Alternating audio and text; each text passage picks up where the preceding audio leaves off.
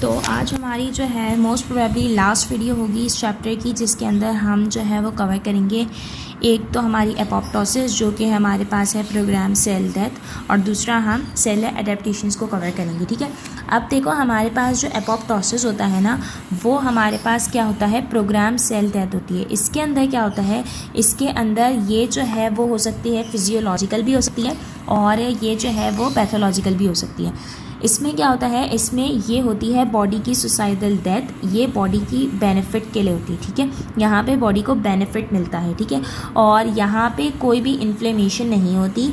ठीक है, no inflammation. ठीक है, क्योंकि यहाँ पे कोई भी कंटेंट जो लीक जो है वो लीकेज नहीं होती। ठीक है, इस वजह से ये बॉडी के लिए फ़ायदेमंद है, क्योंकि यहाँ पे इन्फ्लेमेशन भी नहीं है और यहाँ पे कोई कंटेंट भी लीक नहीं कर रहा। ठीक है, उसके बाद अब मैंने बताया कि ये फिजियोलॉजिकल भी हो सकती है और पैथोलॉजिकल भी हो सकती है। फिजियोलॉजिकल की बात को इस तरीके से करो कि जब हमारी डेवलपमेंट होती है तो हमारी जो फिंगर्स होती है ना वो बिल्कुल स्ट्रेट होती हैं। ठीक है, इस तरीके से स्ट्रेट होती हैं।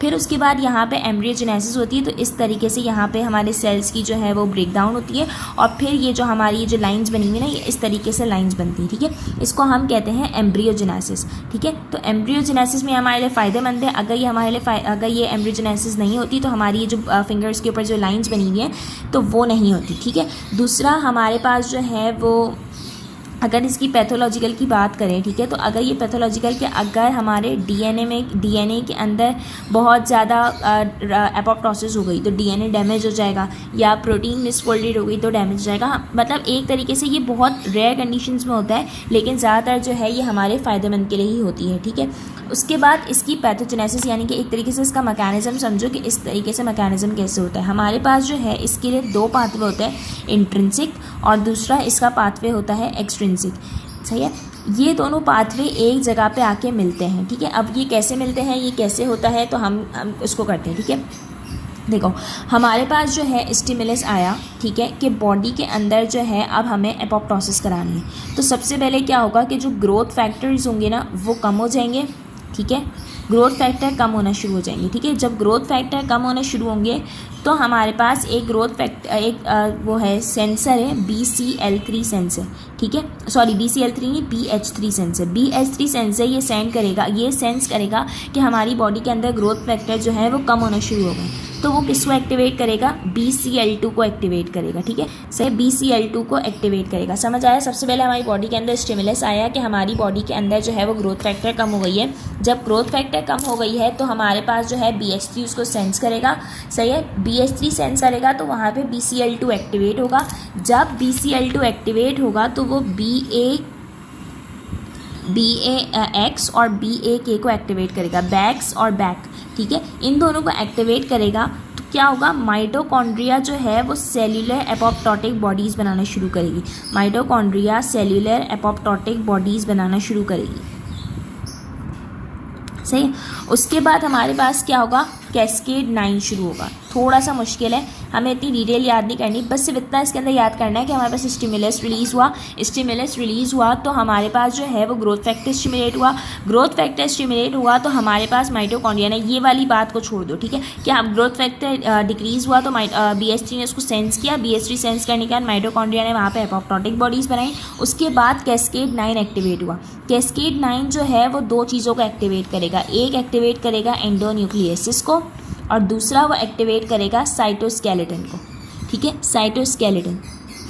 इसमें क्या होगा, न्यूक्लियर मटेरियल जो है वो ब्रेक होगा फ्रैगमेंट्स में। मैंने क्या बताया था कि अगर न्यूक्लियर मटेरियल ब्रेक हो फ्रैगमेंट्स में, सही है, तो हमारे पास क्या होगा, जब न्यूक्लियर मटेरियल हमारे पास फ्रैगमेंट्स में ब्रेक हो, इसको हम देखते हैं यहाँ पे, जब न्यूक्लियर मटेरियल हमारे पास फ्रैगमेंट से ब्रेक हो तो कैरियोहिसिस होती है। ठीक है, तो हमारे पास क्या हुआ, जब न्यूक्लियर मटेरियल एंडोन्यूक्लियसिस क्या करेगा, न्यूक्लियर मटेरियल को फ्रैगमेंट्स में ब्रेक करेगा।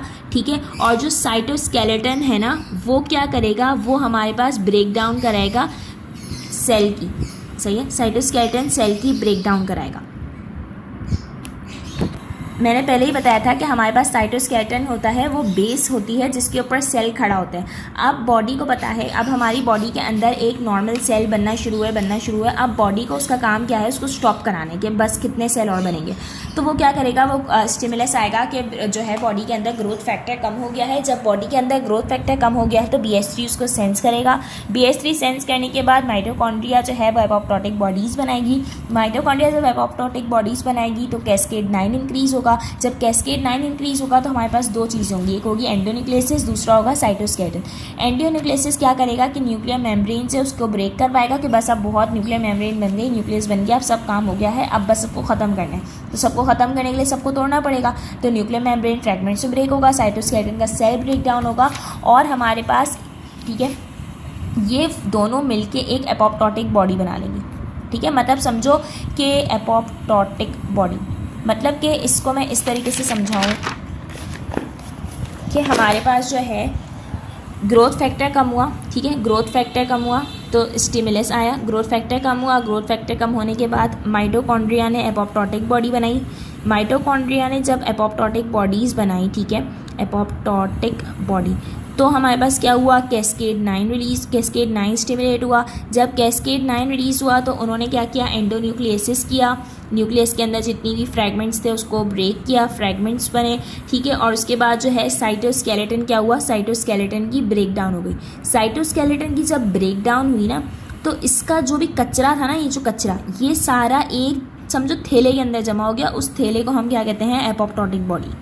सही है, जब ये सारा एक थैले में जमा हो गया एपोप्टोटिक बॉडीज़, उसके बाद क्या होगा, ये सारा इसके अंदर जो भी हमारा न्यूक्लियस के फ्रैगमेंट्स बचे हैं, जो भी जहाँ का भी कचरा मटीरियल सारा बचा है वो लेगा। उसके बाद आएगा फेगोसाइट। फेगोसाइट आके इस एपोप्टोटिक बॉडी को जो है वो ईट कर लेगा, तो फेगोसाइटोसिस हो जाएगी। सही है, तो इसके अंदर क्या हुआ, इसके अंदर बॉडी को क्या नुकसान है, बॉडी का तो नॉर्मल मैकेनिज्म चल रहा है, सारा कचरा एक जगह एक डस्टबिन में आके जमा हो गया, फेगोसाइटिस आया, उसने इस डस्टबिन को खाली कर दिया और बॉडी का नॉर्मल मैकेनिज्म चल रहा है। ठीक है, इसको जो है वो मैक्रोफेजेस भी आके, मैक्रोफेजेस फेगोसाइट्स जो हैं वो सारे आके ईट कर लेंगे। सही है, समझ आया। तो ये जो हमारे पास जो नेक्रोसिस था उसके अंदर क्या था, सब चीज़ें डैमेज हो रही थी। ठीक है, कोई आके ये थैला नहीं था, कोई एपोप्टोटिक बॉडी नहीं थी, कोई जो है कुछ भी नहीं हो रहा था। जैसे ही कैल्शियम आया था तो सब फटना, बर्स्टिंग सिचुएशन हो रही थी। ठीक है, तो ये क्या है, ये आहिस्ता आहिस्ता अपने अपने सब एक पूरी सीक्वेंस से चल रहा है। वहाँ पे क्या था, वहाँ पे ज़रा सा कोई चीज़ कम हो गई, सब बिल्कुल ख़त्म होना शुरू हो जाएगा, मेम्ब्रेन डैमेज, सब चीज़ें बाहर आना शुरू हो जाएंगी, लीक आउट हो जाएगा, इन्फ्लेमेशन होगा। लेकिन यहाँ पे कुछ भी नहीं है, यहाँ पे कहीं भी आपको इन्फ्लेमेशन का क्या है, यहाँ पे सिर्फ एक पाथवे एक्टिवेट हुआ, न्यूक्लियस फ्रैगमेंट्स में हुए, साइटोस्केलेटन ब्रेक हुआ, सारा कचरा एक जगह पे जमा हुआ और सेल ने इसको ईट कर दिया। ठीक है, ये सारा इंट्रिंसिक पाथवे था। एक्सट्रिंसिक पाथवे में हमारे पास क्या है, एक्सट्रिंसिक पाथवे में हमारे पास TNF1 है।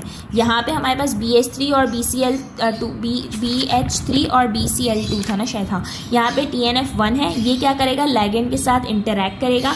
ठीक है, लिगैंड के साथ इंटरैक्ट करेगा और उसके बाद जो है प्रोटीन को रिलीज़ कराएगा, प्रोटीन को एक्टिवेट कराएगा, इंटरैक्ट विद लिगैंड। उसके बाद एडेप्टर प्रोटीन आएगी, यहाँ पे प्रोटीन्स का सारा काम है। बस यहाँ पे लाइगेंड नहीं है, यहाँ पे लाइगेंड है, सिर्फ दोनों में डिफरेंस ये है। उसके बाद वही सारा कैस्केड 9 रिलीज हो जाएगा सारा। मैंने बताया ना कि यहाँ से एडेप्टर प्रोटीन के बाद ये वाले से ये दोनों सेम है। कैस्केड 9 रिलीज हुआ, एंडोन्यूक्लियस से साइटोस्केलेटन ब्रेकडाउन हुआ, फिर एपोप्टोटिक बॉडी है उसको खा के ले गई। सही है, तो ये सारा हमारे पास क्या है, एपोप्टोसिस है कि सब सेल एपोप्टोटिक बॉडी बनी और आके उसने सारी चीज़ों को खा लिया।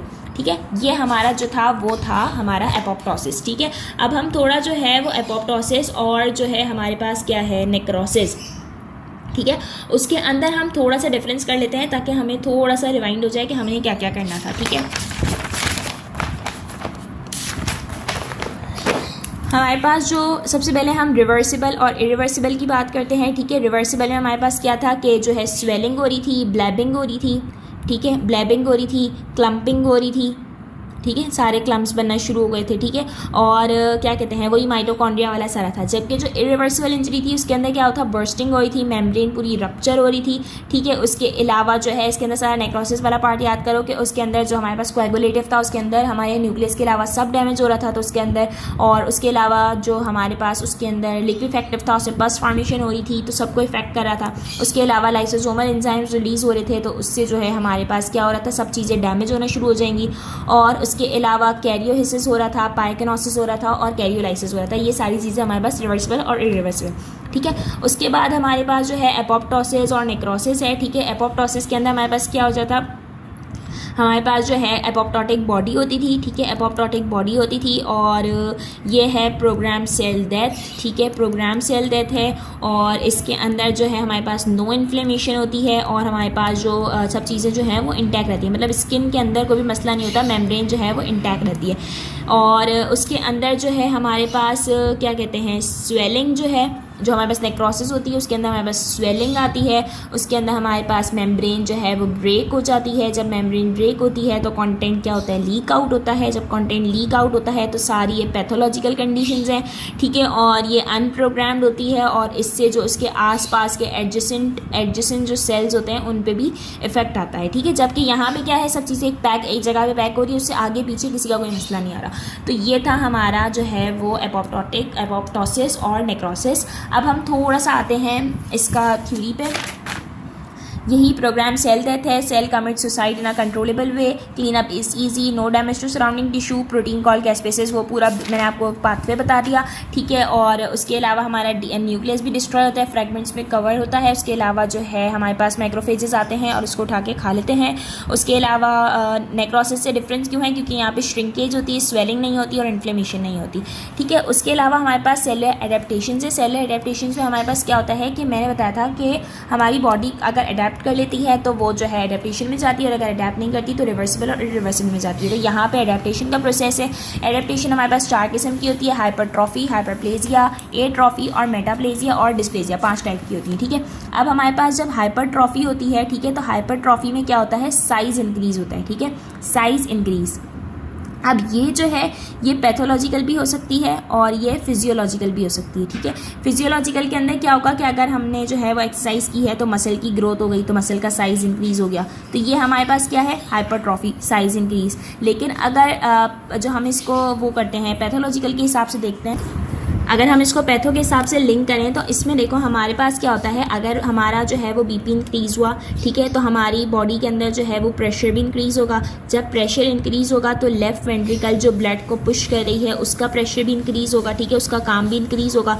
जब ये सब काम इंक्रीज़ होगा तो हमारे पास क्या होगा, साइज़ इंक्रीज़ होगा। अगर ये साइज़ कार्डियक के साइज़ पे इंक्रीज़ हुआ तो क्या होगा, अगर ये नॉर्मल मसल की साइड पे तो एक्सरसाइज में हो रहा है तो कोई मसला नहीं है, लेकिन अगर ये कार्डियक की साइड पे हुआ तो इससे क्या होगा, कार्डियक हार्ट का साइज इंक्रीज होगा। तो सारे हमारे डिजीज़ेज, सारी चीज़ें जो कार्डियक है वो हमारे पास लेफ्ट वेंट्रिकल, इसको हम कहते हैं left ventricle hypertrophy, left ventricle hypertrophy, ये हमें कंट्रोल करनी पड़ेगी। अगर कंट्रोल नहीं होगी तो सारे कार्डियक डिजीज़ होंगे। समझ आया बेहतर होगा कि अगर हमारे पास नॉर्मल कंडीशन है, मसल ग्रोथ है। इसकी एक और एग्जाम्पल देखो कि हमारे पास जो है वो होता है हमारा ब्रेस्ट साइज़ है, तो ब्रेस्ट साइज़ जो है वो इंक्रीज़ होता है, ठीक है। ब्रेस्ट साइज़ जब इंक्रीज़ होगा तो वो नॉर्मल कंडीशन में है, लेकिन अगर ज़्यादा इंक्रीज़ हो जाएगा तो ब्रेस्ट हाइपरप्लेजिया हो जाएगा, ठीक है, और बहुत सारी कंडीशन हो जाएंगी। इसी तरह यूट्रस है, यूट्रस और ब्रेस्ट वो वाहिद जगह है जहाँ पे साइज़ इंक्रीज़ भी होता है और जो है हमारे पास सेल भी इंक्रीज़ होते हैं, ठीक है। हाइपरट्रॉफी भी होती है और हाइपरप्लेजिया भी होता है, ठीक है। दोबारा मैं इसको बता रही हूँ, हाइपरट्रॉफी का मतलब होता है साइज इंक्रीज होता है। अगर वो फिजियोलॉजिकल होगा, मतलब कि अगर हमारी एक्सरसाइज होगी, हमारी मसल्स बन रही है तो ये फिजियोलॉजिकल है। लेकिन अगर और इसके अलावा हमारा ब्रेस्ट का साइज़ इंक्रीज़ हो रहा है, यूट्रस का साइज़ इंक्रीज़ हो रहा है प्रेगनेंसी में, तो ये जो है ये सारा क्या है, फिजियोलॉजिकल। लेकिन अगर पैथो की बात करें तो पैथो के अंदर अगर हमारे पास हार्ट की साइड पर बात करें या लेफ्ट वेंट्रिकुलर हाइपरट्रॉफी की बात करें तो हमारा अगर बीपी बढ़ेगा तो हमारा प्रेशर बढ़ेगा। जब प्रेशर बढ़ेगा तो हमारे ब्लड को जो है वो पास करने में बहुत ज़्यादा प्रेशर लगाना पड़ेगा। जब प्रेशर लगाना पड़ेगा तो कार्डियक का साइज़ इंक्रीज़ होगा। जब साइज़ इंक्रीज़ होगा तो लेफ्ट वेंट्रिकल का वर्क इंक्रीज़ होगा। जब कार्डियक की साइड पे सारा काम इंक्रीज़ होगा तो हमारे डिजीज़ेस का काम बहुत ज़्यादा इंक्रीज़ हो जाएगा, मतलब वहाँ पे बहुत सारे डिजीज़ेस होना शुरू हो जाएंगे, ठीक है। तो ये हमारे पास क्या था, हाइपरट्रॉफी, ठीक है। उसके बाद जो है अब हम बढ़ते हैं हाइपरप्लेजिया की तरफ। नेक्स्ट हमारे पास है हाइपरप्लेजिया। हाइपरप्लेजिया का मतलब होता है कि हमारे पास सेल्स का नंबर जो है वो इंक्रीज़ हो रहा है, ठीक है, सेल का नंबर, ठीक है। अब हमारे पास ये भी फिजियो भी हो सकता है और पैथो भी हो सकता है। फिजियो में ये किस तरीके से होगा कि हमारे पास जो है वो हमारे हार्मोन इंक्रीज़ हो रहे हैं, ठीक है। जैसे कि हमारी अगर प्यूबर्टी होती है, ठीक है, तो प्यूबर्टी के अंदर हमारे पास ईस्ट्रोजन का लेवल जो है वो इंक्रीज़ होता है, ठीक है। ब्रेस्ट इंक्रीज़ होता है, ब्रेस्ट का साइज़ इंक्रीज़, वही जो मैंने यहाँ पे बताया, ब्रेस्ट का साइज़ और यूट्रस का साइज़ जो है वो इंक्रीज़ होता है, ठीक है। उसके अलावा अगर हमारे पास कोई ऑर्गन कट हो जाए, ठीक है, अगर हमारी ऑर्गन कट हो जाए या सर्जरी हो जाए तो आहिस्ता आहिस्ता वहाँ पे सेल्स की ग्रोथ होना शुरू हो जाती है, तो सेल की जो नंबर है वो इंक्रीज़ होना शुरू हो जाता है, ठीक है। और उसके बाद जो है एक नॉर्मल साइज़ पे वो अपने नॉर्मल साइज़ पे आ जाता है। पहले सर्जरी होती है, सर्जरी में कट लगता है, जब सेल्स फिर आहिस्ता आहिस्ता आहिस्ता आके ग्रो करना शुरू करते हैं और फिर वो जो है अपना नॉर्मल साइज़ अटेन करते हैं। ये सारे क्या है, फिजियोलॉजिकल। लेकिन अगर हम पैथो की बात करें तो पैथो की बात करने के बाद जो है अगर हमारे पास जो है जब हमारी प्यूबर्टी ख़त्म होती है, जब प्यूबर्टी एंड होती है, ठीक है, तो हमारे पास क्या होता है, ईस्ट्रोजन का लेवल जो है वो ज़्यादा हो जाता है प्रोजेस्ट्रॉन से, ठीक है। जब हमारे पास ईस्ट्रोजन का लेवल प्रोजेस्ट्रॉन से ज़्यादा हो जाएगा तो ये किस में कन्वर्ट हो सकता है, कैंसर में, ठीक है। जब कैंसर में कन्वर्ट होगा और ये अनकंट्रोल होता है, ठीक है, और अनकंट्रोल होता है तो इसको हम कहते हैं एंडोमीट्रियल हाइपरप्लेजिया, एंडोमीट्रियल हाइपरप्लेजिया, ठीक है। तो इसका मतलब क्या है कि अगर हमारे पास अगर सेल का नंबर इंक्रीज होगा, अगर फिजियोलॉजिकल है तो प्यूबर्टी, ईस्ट्रोजन, ऑर्गन कट हो गया तो ये नॉर्मल है। लेकिन अगर हमारे पास ईस्ट्रोजन का साइज, ईस्ट्रोजन का नंबर या जब हमारी प्यूबर्टी एंड होती है तो ईस्ट्रोजन ज़्यादा हो गया प्रोजेस्ट्रॉन से, तो हमारे सेल का नंबर बहुत ज़्यादा इंक्रीज हो जाएगा, एबनॉर्मल ग्रोथ होना शुरू हो जाएगी। जब एबनॉर्मल ग्रोथ होना शुरू हो जाएगी तो कैंसर कॉज होगा जो अनकंट्रोल होगा, और इस पूरी कंडीशन को हम क्या कहते हैं, एबनॉर्मल हाइपरप्लेजिया। और इससे हमारे पास क्या होता है, एबनॉर्मल ब्लीडिंग होना शुरू हो जाती है, इससे ब्लीडिंग होती है, बहुत ज़्यादा ब्लीडिंग होना शुरू हो जाती है, ठीक है, क्योंकि जितने ज़्यादा सेल्स होंगे उतनी ज़्यादा ब्लीडिंग होगी, उतनी ज़्यादा जो है हमारे पास लेवल्स इंक्रीज होंगे, ठीक है। उसके बाद हमारे पास जो है वो है एट्रॉफी के अंदर, मतलब एट्रॉफी के अंदर हमारे पास जो है वो सेल का साइज़ जो है वो कम होना शुरू हो जाता है, ठीक है। एट्रॉफी के अंदर सेल का साइज़ जो है वो कम होना शुरू हो जाता है, ठीक है। उसके अलावा जो है एट्रॉफी के अंदर भी हमारे पास जो है वो फिजियोलॉजिकल भी है, ठीक है। एट्रॉफी जो है वो फिजियोलॉजिकल है कि जो है हमारे पास एट्रॉफी हमारे पास जो है अगर फिजियोलॉजिकल है, ठीक है, तो इसमें क्या होता है कि अगर हमारे पास जो है जब चाइल्ड बर्थ होती है, ठीक है, तो हमारा यूट्रस जो है उसका साइज़ क्या हो जाता है, इंक्रीज़ होना। पहले जब प्रेगनेंसी होती है तो साइज़ बढ़ता रहता है, लेकिन जब चाइल्ड बर्थ हो जाती है तो साइज़ क्या हो जाता है, कम होना शुरू हो जाते हैं। तो ये क्या है, ये एट्रॉफी है। उसके अलावा पैथोलॉजिकल की बात करें तो हमारा ब्लड फ्लो, प्रेशर आ जाए, या जो है कोई प्रेशर की वजह से हमारे सेल्स कम होना शुरू हो जाएं, या कोई ब्लड फ्लो की वजह से कम होना शुरू हो जाए, या किसी हार्मोन की वजह से हमारे सेल्स का साइज़ कम होना शुरू हो जाए, या कोई न्यूट्रिशनल डेफिशिएंसी की वजह से हमारा जो है सेल का साइज़ कम होना शुरू हो जाए, तो ये सब क्या होता है, एट्रॉफी। उसके बाद हमारे पास है एक और है मेटाप्लेजिया। मेटाप्लेजिया में क्या होता है कि हमारे पास एक सेल रिप्लेस हो जाता है किसी और के साथ, ठीक है, एक सेल रिप्लेस हो जाता है विद अदर। सही। अब इसको हम इसकी एग्जांपल से करते हैं कि हमारे पास जो है जो स्मोकर्स होते हैं, ठीक है, जो स्मोकर्स होते हैं उनकी जो नॉर्मली जो ब्रोंक्यूल्स होती हैं ना, वो बनी हुई होती हैं columnar epithelium, columnar ciliated epithelium, ठीक है। ये नॉर्मल हमारी जो है वो ब्रोंक्यूल्स होती हैं, ठीक है। लेकिन जब स्मोकर इसको स्मोक करते हैं तो अगर स्मोक के जो वो टॉक्सिक पार्टिकल्स होते हैं वो अगर इससे क्रॉस करेंगे तो हमारे पास क्या हो सकता है, लंग कैंसर होता है, ठीक है, लंग कैंसर होता है। लेकिन उनकी जो वो होती है ना ब्रोंक्यूल्स, वो खुद ब खुद रिप्लेस हो जाती हैं स्ट्रेटिफाइड स्क्वामस एपिथीलियम से ये रिप्लेस हो जाती है। मेटाप्लेजिया का क्या मतलब है कि वो रिप्लेसमेंट हो जाना। पहले उनकी क्या थी, नॉर्मल कॉलमनार सीलिएटेड एपिथीलियम। अब चूँकि बॉडी को अडेप्ट करना है कि कोई दूसरी चीज़ आ गई है बॉडी के अंदर, तो बॉडी को अडेप्ट करना है। जब बॉडी को अडेप्ट करना है तो वो क्या करेगी, मेटाप्लेजिया का फॉर्म शुरू कर देगी। उसमें कॉलमनार सीलिएटेड एपिथीलियम चेंज हो जाएगा स्ट्रेटिफाइड स्क्वामस एपिथीलियम में, और वहाँ से जो टॉक्सिक पार्टिकल है वो क्रॉस नहीं होगा, ठीक है। तो ये क्या होता है, ये थोड़े लिमिटेड टाइम के लिए होता है, ठीक है। अगर जो है वो बहुत कॉन्स्टेंट पर्सन स्मोकिंग करता रहेगा तो ये जो है, ये जो स्ट्रेटिफाइड स्क्वामस एपिथीलियम है, ये जो है ये फिर इसको ब्लॉक नहीं कर पाएगी कि टॉक्सिक पार्टिकल अंदर नहीं है, ठीक है। इसी तरह जो हमारे पास ये सिर्फ लंग कैंसर के उसमें केस में होता है। अगर हमारे पास जो है वो क्या कहते हैं, ओएसोफेगस या कि जीआई का रिफ्लेक्स का केस होता है ना, इस पर उल्टा होता है। जीआई का जो वो होता है ना, जो हमारी वो होती है एपिथीलियम की लाइनिंग, उसको हम कहते हैं स्क्वामस, ठीक है, जीआई की ये लाइनिंग हमारी होती है। लेकिन अगर वो उनको जीआई का रिफ्लक्स हो या एसिड रिफ्लक्स का जिनको मसला होता है तो वो सीलिएटेड कॉलमनार में चेंज हो जाती है, ठीक है, वो सीलिएटेड कॉलमनार में चेंज हो जाती है। तो ये हमारे पास ये भी मेटाप्लेजिया की जो है वो हमारे पास वो है, ठीक है। और ये भी अगर हमारी जो है वो ट्रीट नहीं हो तो फिर वो डिफरेंट हमारे गर्ड हो जाते हैं, गैस्ट्रोइंटेस्टाइनल रिफ्लक्स डिजीज़, ठीक है। उसके बाद हमारे पास जो है डिस्प्लेजिया है। डिस्प्लेजिया में क्या होता है कि हमारे पास एबनॉर्मल ग्रोथ हो जाती है, ठीक है, एबनॉर्मल ग्रोथ होना शुरू हो जाती है। और उसके अलावा जो है वहाँ पे जो हमारे मैच्योर सेल्स है, मतलब कि जो मैच्योर होते हैं, जो काम करते हैं प्रॉपर, वो जो है वो कम होना शुरू हो जाते हैं। और इमेच्योर जिनको काम करना नहीं आता वो ज़्यादा इंक्रीज़ हो जाते हैं, जिसकी वजह से जो है वो अगर हम उसको कंट्रोल नहीं करें तो वो कैंसर कॉज कर सकता है, जिसकी एग्जांपल है सर्वाइकल डिस्प्लेजिया। सर्वाइकल के केस में सर्विक्स में क्या होता है कि हमारे पास जो है नॉर्मल सेल्स की ग्रोथ होना शुरू हो जाती है और उसकी वजह से हमारे उसकी जो सेल्स होते हैं वो हमारे जो है वो बहुत एबनॉर्मली ग्रोथ होना शुरू हो जाते हैं, सेल्स भी, टिश्यूज़ भी। तो अगर हम उसको ट्रीट कर सकें तो हमारी जो है वो ट्रीट हो जाती है, लेकिन अगर उसको ट्रीट नहीं करें तो हमारे पास ये जो है सर्वाइकल का कैंसर होना शुरू हो जाता है। थोड़ा हम इसको नोट से गो थ्रू कर लेते हैं। हाइपरट्रॉफी का मैंने बता दिया कि सेल का साइज इंक्रीज होता है, अगर फिजियोलॉजिकल होगा तो एक्सरसाइज का, अगर पैथोलॉजिकल होगा तो कार्डियक वाला कि प्रेशर बढ़ेगा, लेफ्ट वेंट्रिकल वाला सारी बात है।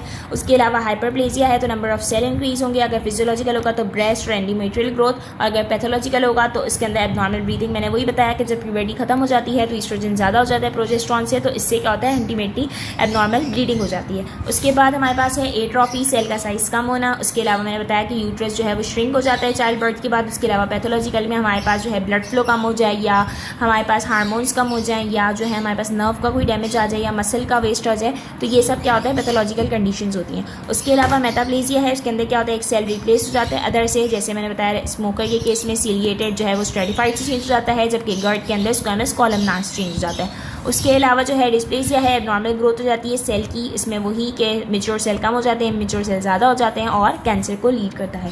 तो इस तरीके से हमारा ये पूरा चैप्टर जो है वो कंप्लीट हो गया है, जिसके अंदर हमने cellular adaptations, irreversible, reversible injury और एपोप्टोसिस, नेक्रोसिस, और उसके अलावा नेक्रोसिस की टाइप्स, जो नेक्रोसिस की 6 टाइप्स हैं, और उसके अलावा हमारे पास सारे जो हमारी सेलुलर एडाप्टेशंस हैं, hyperplasia, hypertrophy, atrophy, metaplasia, dysplasia, हमने सब कुछ कवर कर लिया है, डायग्राम्स के साथ कवर किया है, ठीक है। तो आई होप आपको ये पूरा लेक्चर समझ आया होगा। इंशाल्लाह फिर नेक्स्ट लेक्चर में मुलाकात होगी, तब तक के लिए अल्लाह हाफिज़।